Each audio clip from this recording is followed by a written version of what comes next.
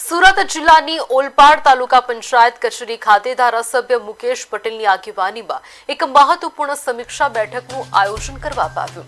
આ મીટિંગમાં મોદી સરકારના 12 વર્ષ પૂર્ણ થવાના અવસરે આગામી 5 જૂન સુધી યોજાનારા વિવિધ કાર્યક્રમોની રૂપરેખા તૈયાર કરવામાં આવી।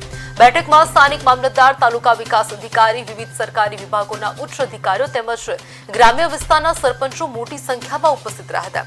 આ ઉચ્ચ સ્તરીય બેઠક દરમિયાન ઓલપાડ પંથકના રોડ, રસ્તા, ગટર, પીવાનું પાણી તેમજ ડ્રેનેજ સિસ્ટમ અને સરકારી આવાસોને લગતી બાબતો તેમજ જરૂરી દાખલાઓ મેળવવામાં પડતી મુશ્કેલીઓ અંગે વિગતવાર ચર્ચા કરવામાં આવી।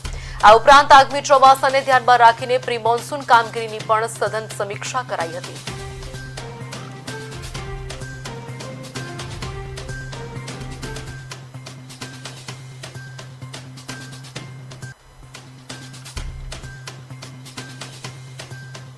સારી પાણી ભરાતો હોય તો ડ્રેનેજ લાઈન સ્થાનિકને સૂચના આપી છે।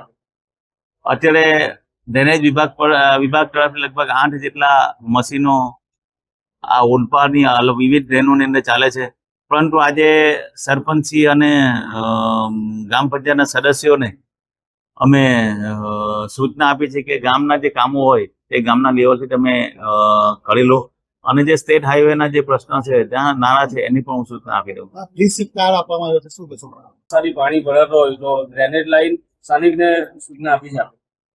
અત્યારે ડ્રેનેજ વિભાગ તરફથી લગભગ 8 જેટલા મશીનો આ ઓલપાડની વિવિધ ડ્રેનોની અંદર ચાલે છે, પરંતુ આજે સરપંચી અને ગ્રામ પંચાયતના સદસ્યોને અમે સૂચના આપી છે કે ગામના જે કામો હોય તે ગામના લેવલથી તમે કરી લો, અને જે સ્ટેટ હાઈવેના જે પ્રશ્નો છે ત્યાં નાણાં છે એની પણ હું સૂચના આપી દઉં।